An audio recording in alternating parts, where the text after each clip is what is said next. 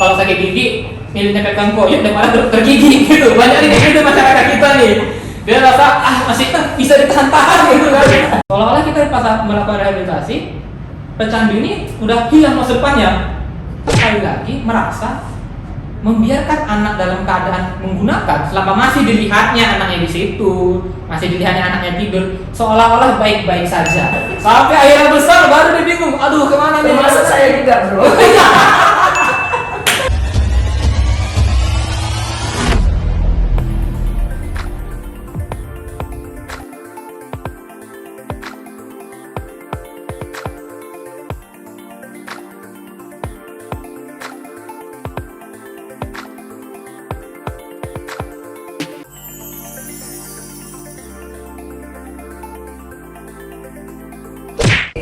Halo Sobat Bersinar. Halo Sinar.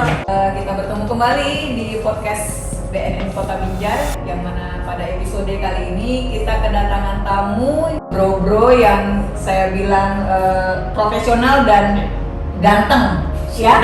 Bener kan bro? Benar sekali. Benar sekali. Bro yang di depan saya ini bertugas sebagai petugas dari seksi rehabilitasi dan juga pendamping dari agen pemulihan. Apa itu layanan dari seksi rehabilitasi BNK Binjai dan apa itu agen pemulihan?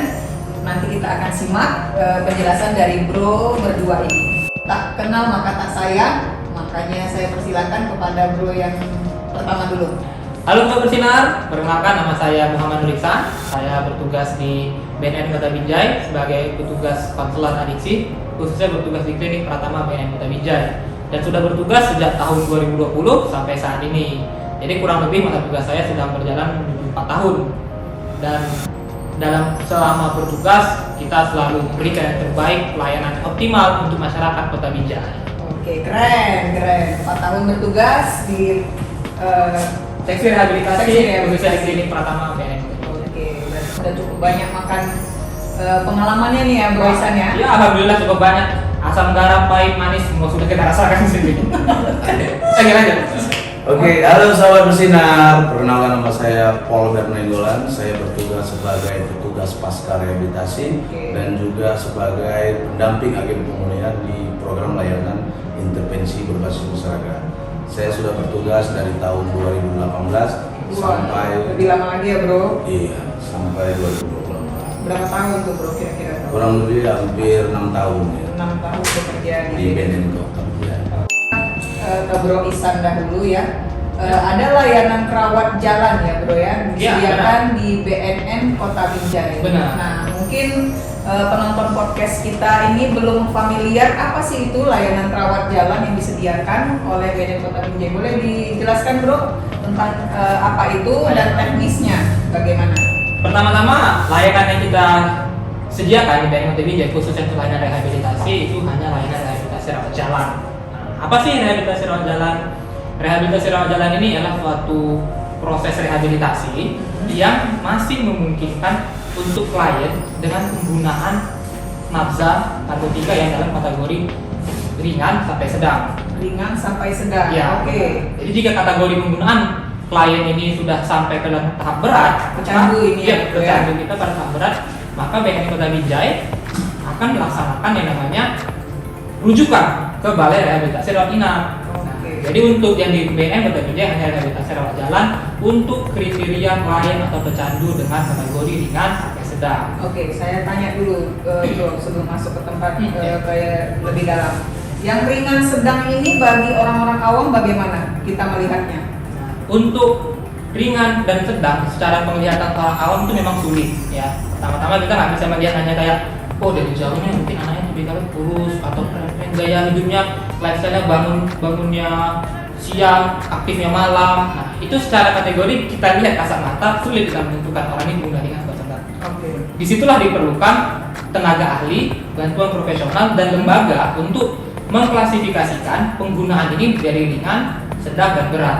Bagaimana caranya? Di dalam layanan BNN Kota Binjai, khususnya penerimaan awal dan rehabilitasi, kita selalu melakukan yang namanya screening di awal. Screening. Oke. Nah. Boleh dijelaskan Bro screening yang seperti apa ini?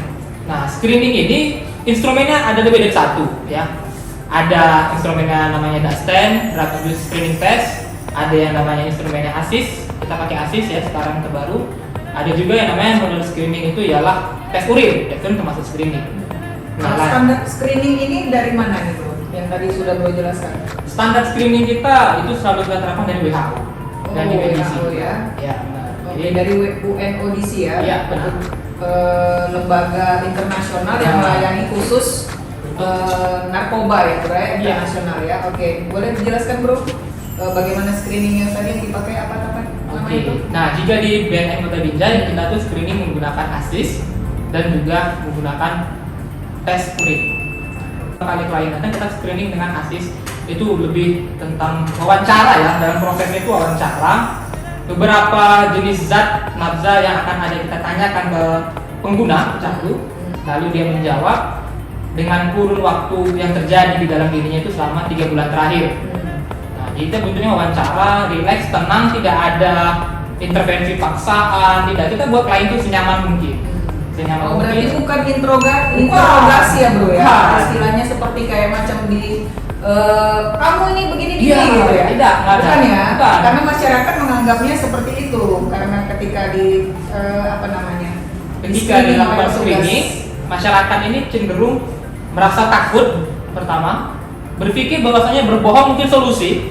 Jika saya bilang masa penggunaan saya bilang aja cuma sekali, karena dia merasa apa? Dia merasa tidak nyaman, dia merasa takut, dia merasa adanya ancaman pada dirinya.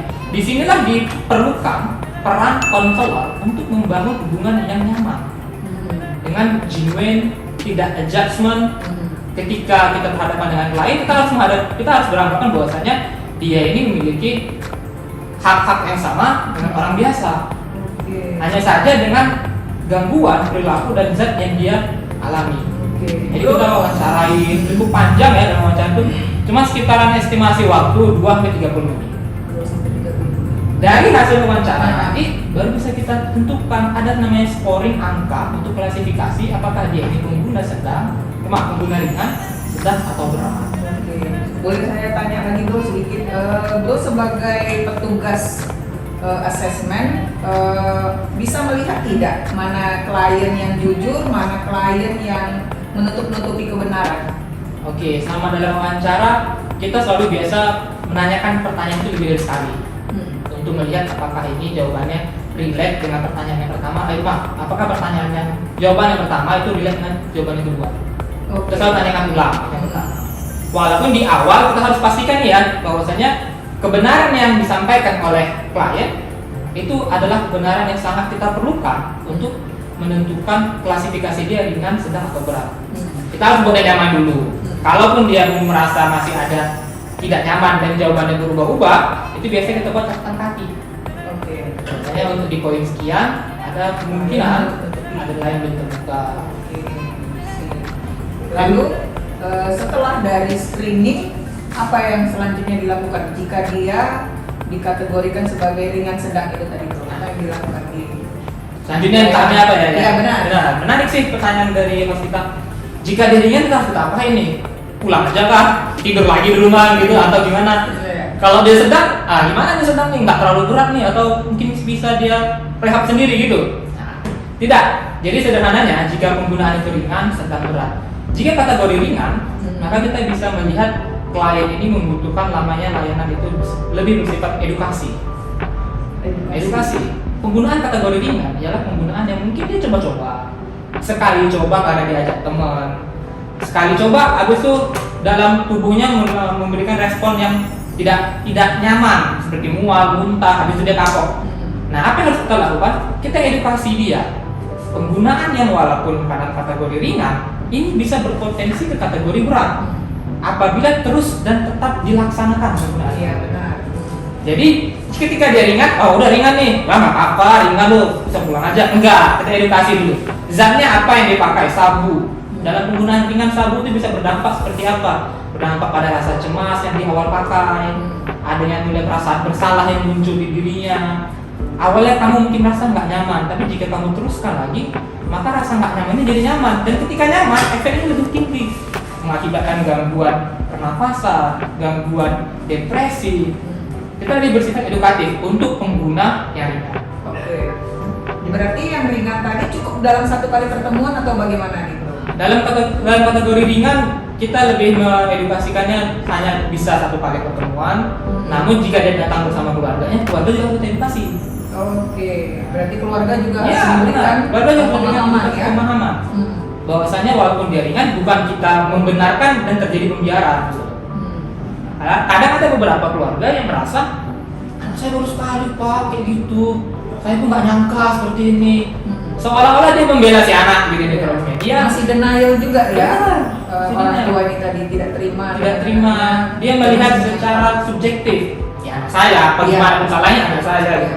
Namun dia tidak melihat secara objektif bahwasanya anaknya pengguna. Nah, kayak keluarga juga perlu diedukasi di dalam tahap screening tadi. Tidak hanya klien, dalam proses rehabilitasi sejujurnya kita harus melibatkan keluarga. Baru masuk ke penggunaan tahap sedang. Nah, tahap sedang ini salah satunya ada yang kita bisa berikan layanan rehabilitasi rawat jalan. Dengan intens pertemuan bisa dari 5, 8 tergantung kebutuhan dan juga tergantung tingkatan klien dalam screening tersebut. Oke, 5 sampai 8 kali pertemuan untuk datang. Iya, itu datang dalam hari. Setiap sesinya itu boleh tahu bro berapa lama durasi Ya pertemuannya? pertemuan kita. Dan apa yang dilakukan sih di dalam rawat jalan itu? Sebenarnya 5 kali 8 kali pertemuan. cukup banyak ya dalam treatment rawat jalan kita, kegiatan mereka apa aja. Nah, pertama-tama yang pasti dalam rehabilitasi rawat jalan kita selalu mempromosikan nih rehabilitasi itu apa yang mereka kerjakan kemarin. Mereka nggak datang macam apa pulang, nggak gitu aja. Salah satu dari rundown rehabilitasi rawat jalan ialah screening tadi. Itu pertamanya screening. Kita screening dia, tentukan klasifikasinya ringan, sedang, berat. Jika dia kategori sedang, masuk ke rawat jalan. Rawat jalan ini banyak pertemuannya, banyak kegiatannya. Sebelum dia dirawat jalan, tentu kita harus lakukan assessment. Jika screening menentukan klasifikasi, assessment untuk melihat ada 7 domain dalam item assessment tersebut untuk melihat apakah sang pecandu hanya memiliki masalah di dalam penggunaan zatnya saja atau tidak. Karena ternyata banyak kita temukan pecandu-pecandu narkotika ini dia tidak hanya bermasalah pada penggunaan zat, dia juga bermasalah pada hubungan sosial. Dia bermasalah dengan orang tuanya, beranjak dari keluarga yang broken home, adanya hubungan yang tidak harmonis antara anak dan ayah, atau adanya kehadiran orang tua tirinya di rumah yang merasa dia nggak nyaman. Nah, itu ada yang kita lihat dari 7 domain dalam assessment. Dan itu semua harus diungkapkan ya kepada konselor, kepada pendampingnya ya bro. Iya, idealnya itu harus tercatat dan harus tertulis dengan benar, jujur, dan si klien. Agar kita paham ini.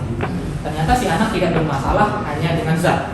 Kita perbaiki nih masalah penggunaan zat. Dia sudah clean, dia sudah tidak menggunakan lagi sama rawatan. Namun ketika di rumah, konflik dan isu dia dengan ayahnya masih berlangsung. Ini yang kita khawatirkan. Dia tidak mengatakan bahwasanya sebulan atau seminggu terakhir, di minggu pertama datang, saya memiliki cekcok dulu sama ayah saya. Ayah saya nangkep ke BNN ini cuma datang aja kan kamu nggak jelas ngapain lah, pecandu kamu nggak sembuh-sembuhnya. Dia nggak jelaskan isu trust baru tadi. Kita anggap ini fine-fine aja kan gitu. Ketika dia balik ke rumah, si anak merasa perubahan yang tidak dihargai, konflik tetap ada, maka kemungkinan anak itu bisa jatuh kembali pakai akan besar. Jadi apa peran konselor dalam permasalahan tersebut? Ya. Di lingkungan si pemakai ini tadi. Pertama-tama ya tadi ya, kita jika bertanya peran, pertama kita harus tahu nih, kita main sebagai apa, ya kan? Kita main sebagai konselor. Nah, peran kita apa di situ? Pertama-tama kita harus pastikan kebenaran dari asesmen itu harus valid, harus apa yang disampaikan benar. Ketika disampaikan benar, kita tahu ada masalah dengan keluarga, ada masalah dengan lingkungan sosial. Peran kami sebagai konselor ialah menjembatani antara klien dan keluarga. Mungkin jika klien mengatakan saya bertekad untuk pulih langsung dari dia ke ayahnya, mungkin ayah nggak akan mudah percaya keluarganya. Ya tentu kita nggak menyalahkan keluarga juga di sini, enggak. Karena proses story dari si anak juga bukan hal yang menyenangkan bagi orang tua ya. Tadi mungkin pernah menggadaikan, menipu, melakukan kekerasan. Namun setelah masuk pihak ketiga dari lembaga ini, konselor, yang meyakinkan, bahwasanya juga meyakinkan dan mengajak keluarga untuk terlibat bareng dalam proses pemulihan. Kenapa kita harus melakukan ini? Karena setiap pecandu akhirnya akan pulang bersama keluarganya. Iya. Lagi-lagi ya. Harus kembali dengan keluarga. Jadi ya seperti itu dalam asesmen. Setelah di screening, di asesmen kita lihat dari 7 domain ya, ada medis, ada pekerjaan dan lingkungan, ada zat dan alkohol. Zat ini termasuk narkobanya, alkoholnya, ada domain tentang keluarga, ada domain tentang psikiatri, dan ada juga domain tentang catatan legal. Apakah dia pernah terlibat kasus hukum, apakah dia pernah mengambil keuntungan dari penggunaan narkotikanya. Jadi itu semua harus ditanyakan setelah dari screening. Iya, nah berarti peran konselor ini sangat-sangat penting ya bro ya di Benar. dalam proses pemulihan si Benar. klien ini tadi. Benar. Ya.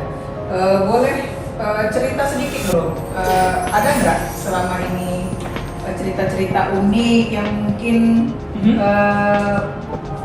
bisa ceritakan kepada pendengar podcast kita? Cerita-cerita Klien-klien dari rawat jalan yang pernah bro tangani selama ini. Nah, ya. Cerita-cerita unik, cerita-cerita yang kayak berkesan bagi saya nih. Nah, Iya. sebenarnya banyak ya, cuman jika kita pilih salah satu, memang ada yang paling saya rasa berkesan ialah ada salah satu klien, kita pernah menerima klien rehabilitasi. Saat itu yang datang di awal belum kliennya, si orang tuanya yang datang, keluarganya yang datang. Dia mau konsultasi dulu. Konsultasi kita selalu bilang, kita terima dengan baik, kalau bisa nanti anaknya juga dibawa kemari. Tapi Pak, mama saya, jadi yang datang ini saudaranya ya, bukan orang tua dari si pecandu gitu. Oh iya. Kakaknya lah gitu. Yang mengantarkan si klien ini tadi. Iya, cuma kliennya belum datang, masih keluarganya iya. dulu. Oke. Nah, jadi dia cerita bahwasanya orang tua dari si anak yang akan direhab mengatakan janganlah direhab adikmu ini, kasihan dia nanti dia nggak jadi orang, dia direhab, nanti direhabnya seperti apa. Adanya ketakutan masih sini yang masih kita sangat sayangkan sebenarnya ya. Adanya ketakutan dan pemahaman keluarga bahwasanya rehabilitasi ini adalah proses yang sangat menyedihkan bagi si Iya pengguna. benar. Masih Masih ngomong ya, Iya, takut di orang masyarakat. direhab. Seolah-olah kita pas melakukan rehabilitasi, pecandu ini udah hilang masa depannya, udah tercoreng secara hukum gitu loh.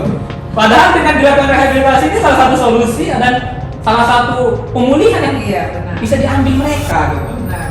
Di sini kita sangat menyayangkan kenapa orang tua sekali lagi merasa membiarkan anak dalam keadaan menggunakan selama masih dilihatnya anaknya di situ, masih dilihatnya anaknya tidur, seolah-olah baik-baik saja. Iya.